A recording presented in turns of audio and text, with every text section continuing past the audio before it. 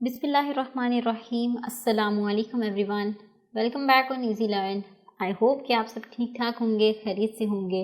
तो चलते हैं हम आज के लेक्चर की तरफ और देखते हैं कि आज के लेक्चर में हम लोग जो है वो कहाँ से स्टार्ट करने वाले हैं।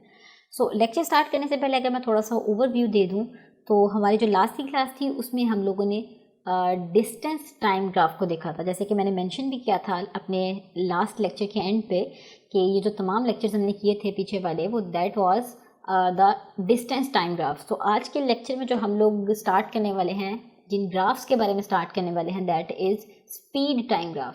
पहले हमने dt ग्राफ को देखा है। आज से जो है हम लोग स्पीड टाइम ग्राफ को देखेंगे। ठीक है, तो जिस तरीके से हमने लास्ट लेक्चर्स में, दो लेक्चर्स में dt ग्राफ के डिफरेंट स्पीड्स के साथ डील किया है, आज के लेक्चर में इसी तरीके से हम जो है वो स्पीड और टाइम की ग्राफ को लेके चलेंगे और देखेंगे कि कौन कौन से केसेस हैं हमारे पास। क्लियर? चलते हैं, लेक्चर को स्टार्ट करते हैं। In a speed time graph, time is taken in x axis, time is taken along x axis and the speed is taken along y axis। ये मैंने जब ग्राफ का लेक्चर स्टार्टिंग से स्टार्ट किया था तो मैंने काफ़ी अच्छे से यहाँ पर एक्सप्लेन कर दिया था कि जो हमारी डिपेंडेंट वेरिएबल्स होते हैं उनको हम लेते हैं ऑन x axis और इंडिपेंडेंट वेरिएबल्स को लेते हैं हम ऑन y axis। अगर मैं आपको थोड़ा सा ओवरव्यू दे दूँ, यहाँ ड्रॉ करके दिखाऊँ, तो ये था जी हमारे पास एक ग्राफ, कोई भी ग्राफ था हमारे पास। ठीक है, यहाँ पर हमारे पास दो वेरिएबल्स होते हैं, एक होता है हमारे पास इंडिपेंडेंट वेरिएबल और एक होता है हमारे पास डिपेंडेंट वेरिएबल। ये होता है हमारे पास x axis and this is y axis. Clear? जो हमारा टाइम था दैट वाज इंडिपेंडेंट वेरिएबल, और जो इंडिपेंडेंट वेरिएबल था उसे हम लेते हैं ऑन x एक्सिस और जो डिपेंडेंट वेरिएबल होता है उसे हम लेते हैं ऑन y एक्सिस। यहाँ पर हम ले लेते थे d को। Clear? In speed time graph, तो time is taken along X axis. Time की जब भी बात आएगी वो हमेशा क्या होगा, इंडिपेंडेंट वेरिएबल। इसलिए हम इसे हमेशा लेंगे on x axis since it is an independent variable. Independent variable हमेशा आता है एक्स एक्सिस। और अब जो केस है, आज से जो हमारे लेक्चर स्टार्ट हो रहे हैं, इसमें डिस्टेंस की बजाय अब हम किसको देखेंगे, स्पीड को। क्लियर? डिस्टेंस रिप्लेस हो जाएगा स्पीड के साथ और t अगेन आएगा ऑन एक्स एक्सिस। ये कॉन्सेप्ट हो गया एक्स एक्सिस और वाई एक्सिस पे हम किसको लेंगे इस चीज़ से रिलेटेड। अब हम देखते हैं कि मोशन किस किस टाइप की हो सकती है ऑब्जेक्ट की। The first case is object moving with constant speed. अगर कोई ऑब्जेक्ट है हमारे पास और वो कांस्टेंट स्पीड के साथ मूव कर रहा है तो क्या होगा कि उसकी जो ग्राफ है वो कुछ इस टाइप का होगा। और इसमें जैसे कि आप देख सकते हैं कि हमारे पास क्या है, when the speed of N object is constant, यानी कि कोई ऑब्जेक्ट है हमारे पास, उसकी स्पीड कांस्टेंट है। फॉर एग्जांपल लेट्स से कि वो 4 मीटर पर सेकंड की वेलोसिटी से मूव कर रहा है, स्पीड से मूव कर रहा है। ठीक है, अगर हम 5 सेकेंड्स पर देखें, 5 सेकेंड्स के अगेंस्ट अगर मैं देखूँ तो क्या वैल्यू है मेरे पास, 4। इसी तरीके से अगेन अगर मैं 10 सेकेंड्स के बाद अपनी वैल्यू को देखूँ तो इसकी अगेन वेलोसिटी क्या है, 4। देन अगेन मैंने इसको 15 सेकेंड्स के बाद चेक किया, then it was again 4। Then 20 seconds के बाद मैंने चेक किया तो इसकी वैल्यू अगेन थी 4। यानी कि वेलोसिटी जो है वो कांस्टेंट है, चेंज नहीं हो रही। अलबत्ता मैं टाइम को जो है वो चेंज करती जा रही हूँ। 5-5 के इंस्टेंट के बाद भी मैंने अपनी वैल्यू को चेक किया, अपनी स्पीड को चेक किया, तो वो वेरी नहीं कर रही बल्कि कांस्टेंट रह रही है। ठीक है, कांस्टेंट रह रही है तो इसका क्या मतलब, कांस्टेंट विद टाइम। कांस्टेंट किसके लिहाज से, टाइम के लिहाज से। Then the speed time graph will be horizontal line. तो स्पीड टाइम ग्राफ जो हमारा क्या आ जाएगा, हॉरिजॉन्टल लाइन, जिसका क्या मतलब है कि जो लाइन है that is parallel to X axis. Clear? एक दफा फिर से रिपीट कर देती हूँ कि जब हमारे पास एक ऑब्जेक्ट है जो कांस्टेंट स्पीड के साथ मूव कर रहा है तो इसका ग्राफ होगा हमारे पास हमेशा हॉरिजॉन्टल लाइन, जो कि होती है एक्स एक्सिस के parallel. The next case of motion is object moving with uniformly changing speed. Uniform changing speed क्या मतलब इस बात का, उसकी जो स्पीड चेंज हो रही है वो यूनिफॉर्म है। ठीक है, when an object is moving with uniform acceleration its speed time graph would be straight line. आपने इस चीज़ से कंफ्यूज नहीं हो जाना कि यूनिफॉर्म चेंजिंग स्पीड का क्या मतलब है। Uniform changing speed is basically uniform acceleration. Clear? When an object is moving with uniform acceleration के साथ मूव कर रहा है, it's speed and time graph would be straight line. So इस केस में हमारे पास क्या हो जाता है कि स्पीड टाइम का ग्राफ जो होता है वो स्ट्रेट हो जाता है।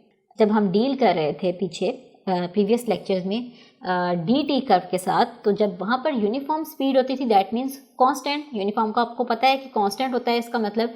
सो जब भी हमारे पास यूनिफॉर्म का वर्ड आ जाए, यूनिफॉर्म स्पीड आ गई हमारे पास यहाँ पर, तो इसका मतलब वो कांस्टेंट रह रही है। क्लियर? तो जब हमारे पास कांस्टेंट और यूनिफॉर्म एक्सेलरेशन आ जाए तो उसका स्पीड टाइम ग्राफ हो जाता है हमेशा हमारे पास straight line. So this is very important. ये जो तमाम चीज़ें मैं आपको समझा रही हूँ कि अगर मोशन किस टाइप की हो तो ग्राफ किस टाइप का होता है। सो इस तरह के जो MCQs हैं वो आपको पेपर में आ सकते हैं और इवन शॉर्ट क्वेश्चंस की फॉर्म में भी आ सकते हैं। क्लियर?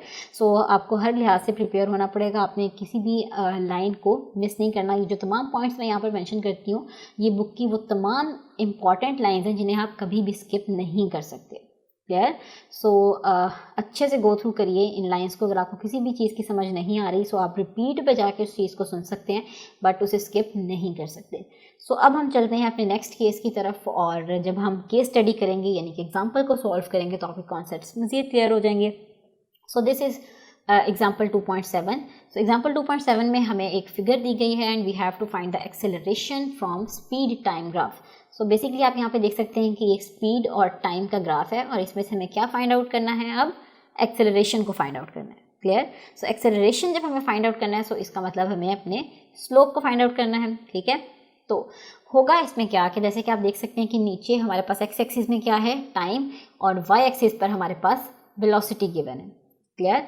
सो 5 सेकेंड के बाद हमने चेक किया कि हमारी जो वेलोसिटी थी वो थी 2। अगेन मैंने 10 सेकेंड्स के बाद चेक किया तो मेरी वेलोसिटी क्या हो गई, 4। सो यहाँ पर हमारे पास 2 पॉइंट्स आ गए। एक पॉइंट ए ले लिया मैंने और एक मैंने पॉइंट ले लिया बी। सो आप क्या, अगर आपको ए और बी से सेटिस्फाई नहीं है तो आप क्या करें कि आप इसे भी ड्रॉ करें और पॉइंट सी को भी आगे लेकर चल सकते हैं with respect to 15th second. Clear? So यहाँ पर हमारे पास 2 पॉइंट्स आ गए हैं ए एंड बी। सो अब हमें करना क्या है कि यहाँ पर हमें स्लोप को बेसिकली फाइंड आउट करना है। ठीक है? सो स्लोप बेसिकली कैसे फाइंड होता है ए और बी पॉइंट का, तो यहाँ पर ट्राइंगल ड्रॉ हो जाती है, ऐसे ड्रॉ कर लेते हैं। ठीक है? सो इस चीज़ का बेसिकली हमें स्लोप, ये चीज़ फाइंड आउट करनी है, ए बी साइड जो है वो फाइंड आउट करनी है। क्लियर? सो हमारे पास एक्सेलरेशन आ जाएगा। सो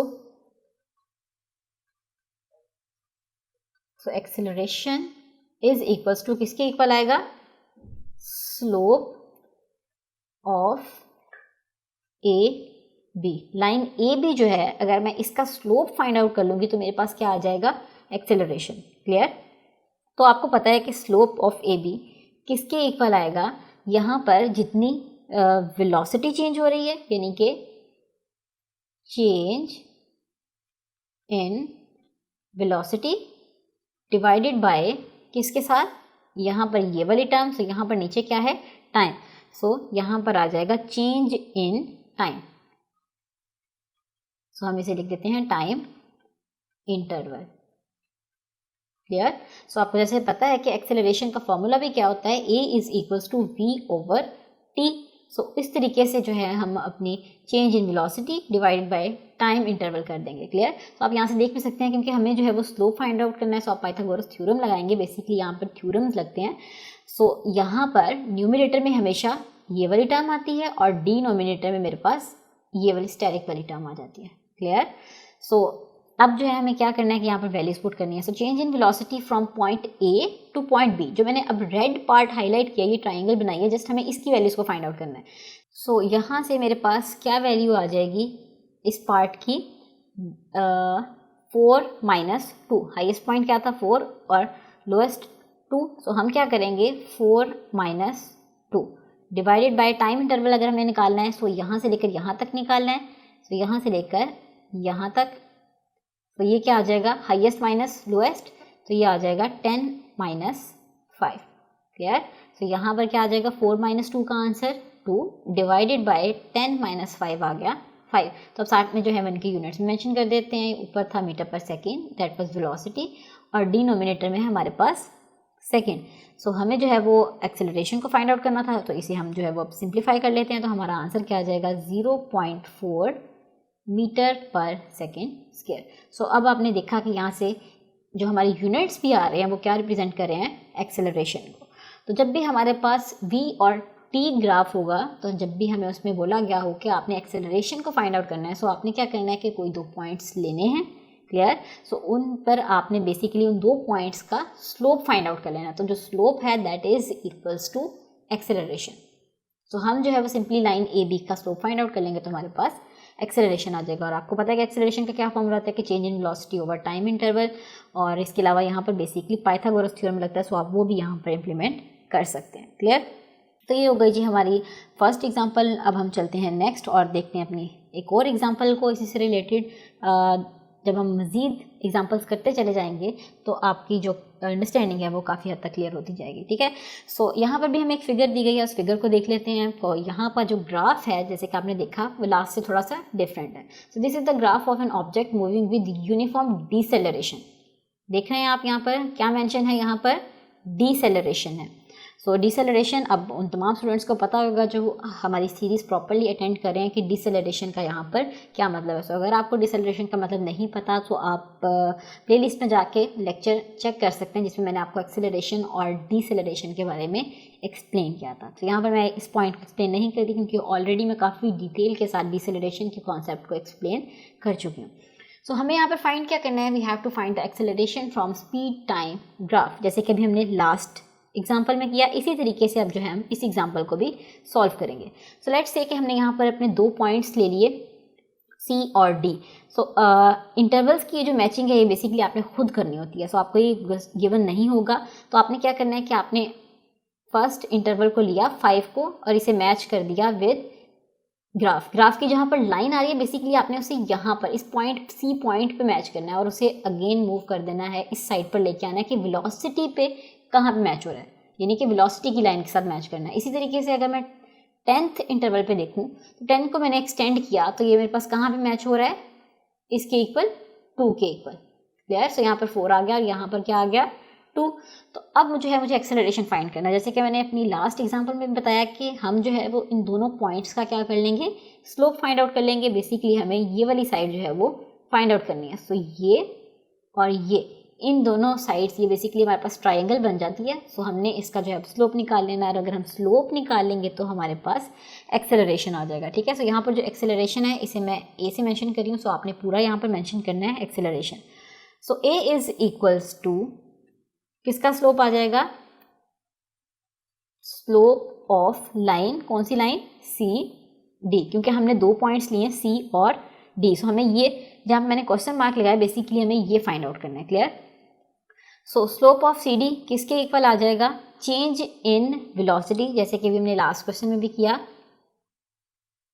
change in velocity divided bye क्या है, चेंज इन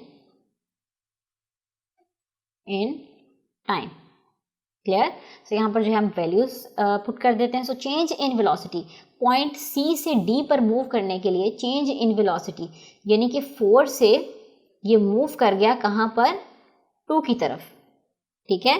4 से मूव कर गई ये बॉडी 2 की तरफ। तो हम क्या करते हैं कि फाइनल माइनस इनिशियल करते हैं। So final minus initial point, ठीक है, फाइनल माइनस इनिशियल वैल्यू। सो यहाँ पर हमारी फाइनल वैल्यू क्या आ गई, क्योंकि वो 4 से मूव करके कहाँ पे गया है, 2 पे, ऑब्जेक्ट डिसेलरेट कर रहा है। सो यहाँ पर फाइनल वैल्यू थी हमारी 2 माइनस इनिशियल वैल्यू क्या थी 4, क्योंकि मैं सी के बारे में बात कर रही हूँ, पॉइंट सी के बारे में।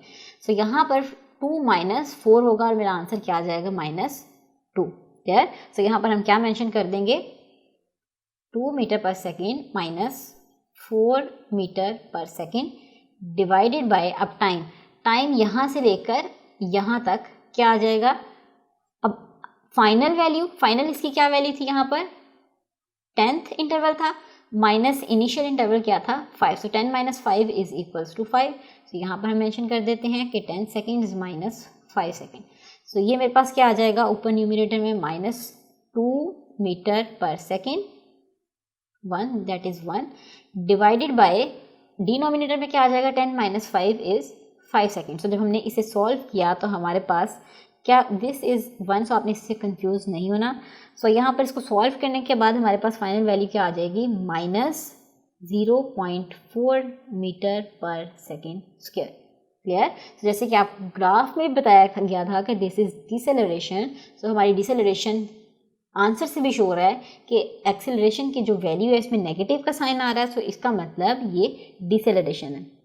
तो आपने एट द एंड मेंशन क्या कर देना है कि then object has a deceleration of 0.4, ठीक है। सो